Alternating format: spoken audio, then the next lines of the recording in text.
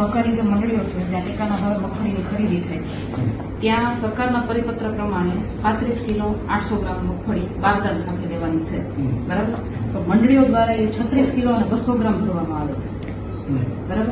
તો આવું ગોંડલના તમામ જે 4 મંડળીઓ છે ચારે 4 મંડળીમાં આવું થાય છે. 3 મંડળીના તો મારી પાસે સીસીટીવી મતલબ જે લાઈવ છે, મારું ફેસબુકનું લાઈવ છે, એના માધ્યમથી મારી પાસે એના પ્રૂફ પણ છે. અને જામવાળી જે મગફળી કેન્દ્ર છે ને એના અમને ખેડૂતોના ફોન બી આવે છે, બરાબર.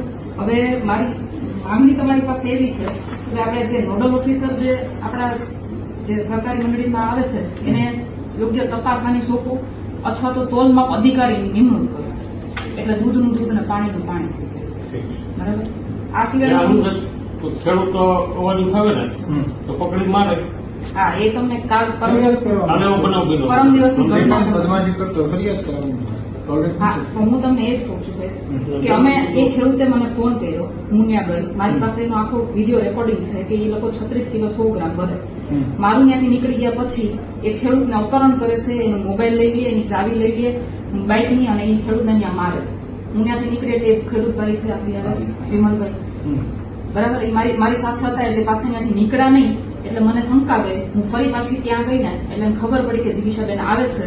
એટલે એને આ ભાઈને મારવાનું બંધ કરીને એને શર્ટમાં જે પાટાના નિશાન હોય ને એ બધું ખખેરવા માંડે. અને આ બધી વસ્તુનો આ બનીને તો હું ત્યાં ગઈ એટલે એનો મોબાઈલ જે જટી લીધો હતો પરત કર્યો એનો વિડીયો પણ અમારી પાસે છે, એની ચાવી જટી લીધી હતી એ પરત કરી એનો પણ વિડીયો અમારી પાસે છે.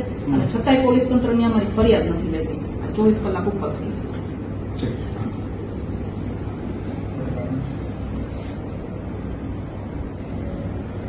Thank you.